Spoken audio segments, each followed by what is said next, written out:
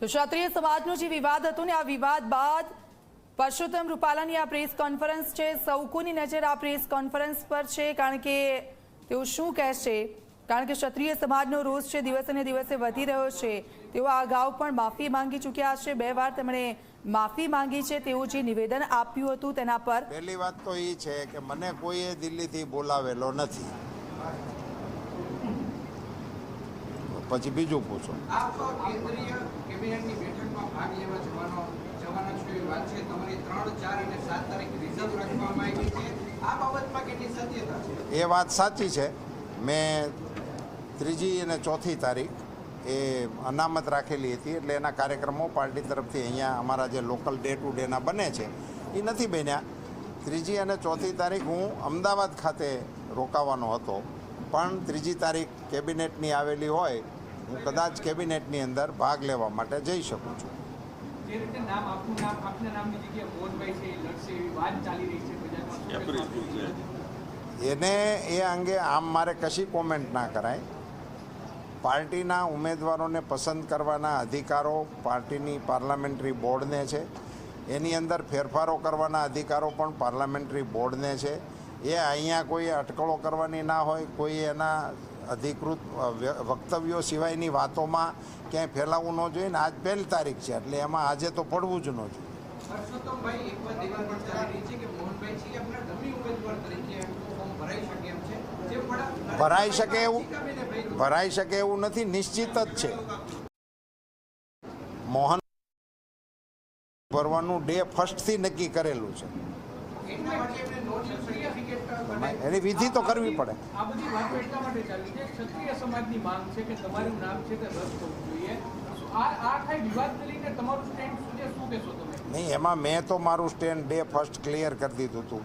મારીથી જે શાબ્દિક ભૂલ થઈ હતી મેં એની માફી મીડિયાથી પણ માગી લીધી હતી અને ક્ષત્રિય સંમેલનની અંદર જઈને રૂબરૂ પણ માગી લીધી હતી। એ વિષય મારી દ્રષ્ટિએ પૂરો થઈ ગયેલો છે અને મને ક્ષત્રિય સમાજના આગેવાનોએ પણ આ અંગે હૈયાધારણ આપેલી હતી, અને એ વિષયને લઈને એમણે મારી પાસે માંગણીઓ ના કરી હોય, એમણે પાર્ટી સામે માંગણીઓ રાખી હોય। એ સમાજ અને પાર્ટી વચ્ચેનો વિષય છે, એમાં હું કંઈ કોમેન્ટ કરી અને વધારાનું કશું કરવાના મતનો નથી। સમાજના અન્ય આગેવાનોનું એવું કહેવું છે કે એ સંમેલન માત્ર ભાજપના ક્ષત્રિય આગેવાનો તમામ ક્ષત્રિય આગેવાનો એ એમના નિવેદનો છે। મેં કહ્યું ને કે એ વિશે હવે મારે વધારે કોમેન્ટ કરીને એ વિષયમાં હું કશું કહેવાના મતનો નથી। 6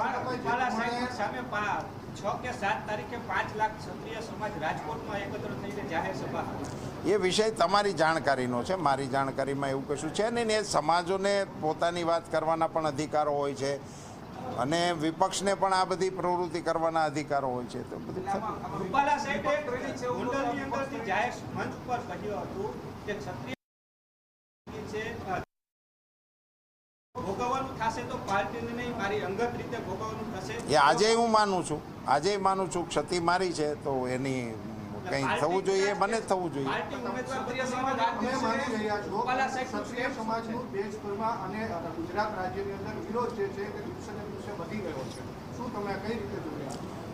અમે એને માટે એ સમાધાન થઈ જાય, ક્ષત્રિય સમાજની લાગણીને જે કવાણી હોય તો એટલા માટે તો મેં માફી માંગી છે, અને એ સમાજને એ ક્ષાત્ર ધર્મ પ્રમાણે એ માફી આપી દે એ પ્રકારની વાતો અમે કરી રહ્યા છીએ અને અમારા આગેવાનો પણ કરી રહ્યા રૂપાલા સાહેબ ખાસ તો સિનિયર આગેવાનો અને વેગ આપી રહ્યા છે એવી ચર્ચા।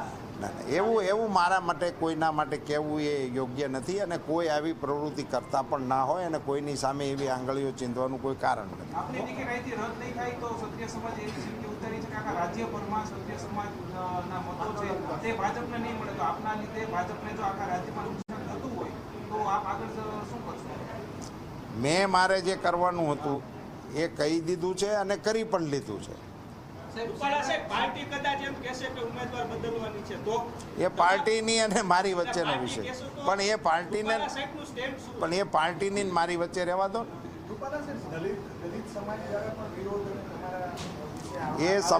એ સંપૂર્ણપણે રાજકીય છે। દલિત સમાજના વિષયની મારી કોઈ કોમેન્ટ હતી જ નહીં। મેં મારું એમાં એટલું સ્પષ્ટ નિવેદન હતું કે રાજકીય કાર્યક્રમ નહોતો, બીજું મારા ઓફિશિયલ કાર્યક્રમનો હિસ્સો નહોતો, હું એક કાર્યક્રમ આવો છે એવું જાણી અને શ્રદ્ધાંજલિનો એ કાર્યક્રમ હતો, એટલે એની અંદર પોલિટિકલ ઓબ્ઝર્વેશન કરવાનો કોઈ આશય જ ના હોય. ક્ષત્રિય સમાજની જે સામાજિક જે સંસ્થાઓ છે, આપ જાણો છો 70 જેટલી સંસ્થાઓ, હવે મને એવું લાગે છે કે આ વિષયને આપણે અહીંયા અટકાવીએ. આ વિષયની ડિબેટ કરવાથી એનો કંઈ પ્લસ માઇનસ એનો અંત ના હોય.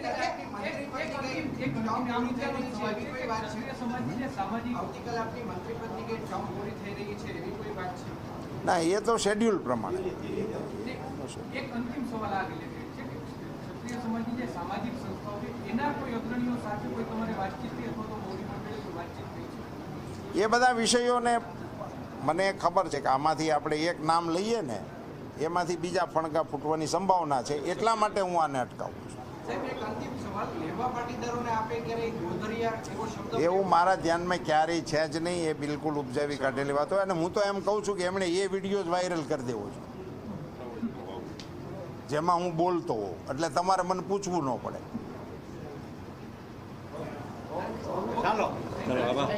એક બીજું હવે તમને પૂછ્યું કે તું શું તે આટલી બધી ધમાલ હાલી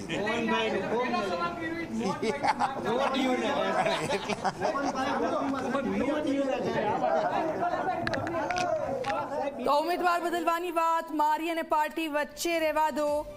ક્ષત્રિય સમાજની લાગણી દુભાય તે માટે મેં અગાઉ પહેલા 2 વાર માફી માંગી ચૂક્યો છું. હું રાજકોટ લોકસભા બેઠકથી રૂપાલા ભાજપના ઉમેદવાર છે અને આજે તેમની આ પત્રકાર પરિષદ હતી. એકવાર તેઓ જે નિવેદન આપી ચૂક્યા છે અને નિવેદન આપ્યા પછી તેમણે ઘણી બધી વસ્તુઓનો સામનો કરવો પડી રહ્યો છે. ક્ષત્રિય સમાજનો જે રોષ છે હજી પણ તેમના ઉપર છે અને તેનો અંત ક્યારે આવતો નથી, એટલે અત્યારે પત્રકાર પરિષદમાં એ વાત તેમણે સતત કરવાનું ટાળ્યું છે. મારી દ્રષ્ટિએ આ વિષય પૂરો થઈ ગયો છે અને મેં સમાજની વચ્ચે જઈને પણ માફી માંગી લીધી છે. હવે આ વિષય પાર્ટી અને સમાજનો છે. પરસોત્તમ રૂપાલાનું આ કહેવું છે. સાથે સાથે મોહન કુંડારિયા છે તે ડમી ઉમેદવાર તરીકે ફોર્મ ભરશે તેવું પણ તેમણે કહ્યું. અને આખો જે ક્ષત્રિય સમાજનો તે રોષ છે અને તેમણે કહ્યું છે કે રાજકોટ બેઠક પરથી જે ટિકિટ આપવામાં આવી છે પરસોત્તમ રૂપાલાને તેમને હટાવવામાં આવે તેવી તેમની માંગ છે.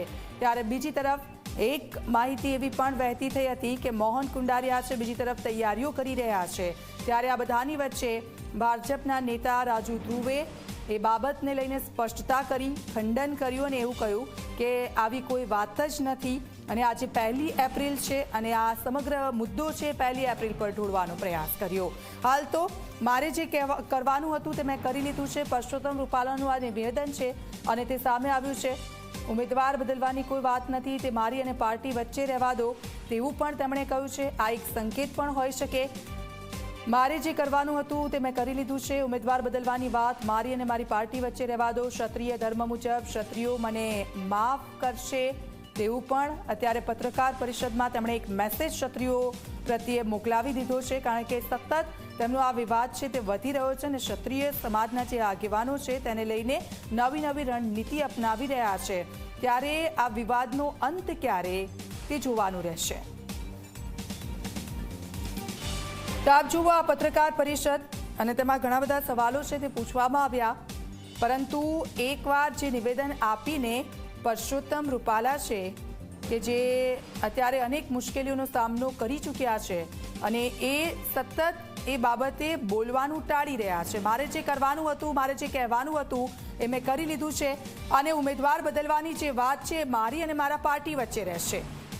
અત્યાર સુધી જે સમાચારો સામે આવ્યા છે આપને જણાવી દઈએ કે પરસોત્તમ રૂપાલા કે જેમણે પોતાની વાકછટાને લઈને તેઓ અનેકવાર જાણીતા બન્યા છે અને આ જ વખતે તેઓ જે એક નિવેદન આપ્યું હતું અને નિવેદનના કારણે તેમની મુશ્કેલીઓ છે સતત વધી રહી છે. ક્ષત્રિય સમાજ છે કે તેમાં સતત રોષ જોવા મળી રહ્યો છે.